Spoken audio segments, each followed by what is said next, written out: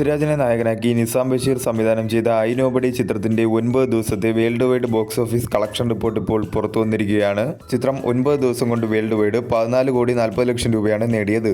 കേരളത്തിൽ നിന്നും 7,28 ലക്ഷം രൂപയും കർണാടകത്തിൽ നിന്നും 93 ലക്ഷം രൂപയും തമിഴ്നാട്ടിൽ നിന്നും 41 ലക്ഷം രൂപയും തെലുങ്കു സ്റ്റേറ്റിൽ നിന്നും 45 ലക്ഷം രൂപയും റെസ്റ്റ് ഓഫ് ഇന്ത്യയിൽ നിന്നും 20 ലക്ഷം രൂപയും ഓവർസീസിൽ നിന്നും 5,13 ലക്ഷം രൂപയുമാണ് ചിത്രം 9 ദിവസം കൊണ്ട് വേൾഡ് വൈഡ് ബോക്സ് ഓഫീസിൽ നിന്നും നേടിയത്. ഒരു ബിലോ ആവറേജ് കളക്ഷനാണ് ചിത്രത്തിന് വേൾഡ് വൈഡ് ബോക്സ് ഓഫീസിൽ നിന്നും ലഭിച്ചുകൊണ്ടിരിക്കുന്നത്. ചിത്രത്തിന് ഒരു മിക്സഡ് ആയിട്ടുള്ള റെസ്പോൺസാണ് കേരള ബോക്സ് ഓഫീസിൽ നിന്നും ലഭിച്ചത്. 9 ദിവസം കൊണ്ട് ചിത്രത്തിന്റെ കളക്ഷനിൽ നല്ല രീതിയിലുള്ള ഒരു കുറവാണ് രേഖപ്പെടുത്തിക്കൊണ്ടിരിക്കുന്നത്. 2026 ഇതുവരെ റിലീസ് ചെയ്ത മലയാള ചിത്രങ്ങളിൽ വേൾഡ് വൈഡ് ഏറ്റവും കൂടുതൽ കളക്ഷൻ കിട്ടിയ ചിത്രങ്ങളുടെ കൂട്ടത്തിൽ 13ാം സ്ഥാനത്താണ് ഐ നോബഡി എന്ന ചിത്രം. 3,42,00,000 രൂപയാണ് ചിത്രത്തിന് 9 ദിവസം കൊണ്ട് കേരള ഷെയറായി ലഭിച്ചത്. 6,76,00,000 രൂപയാണ് ചിത്രത്തിന് വേൾഡ് വൈഡ് ഷെയറായി 9 ദിവസം കൊണ്ട് ലഭിച്ചത്.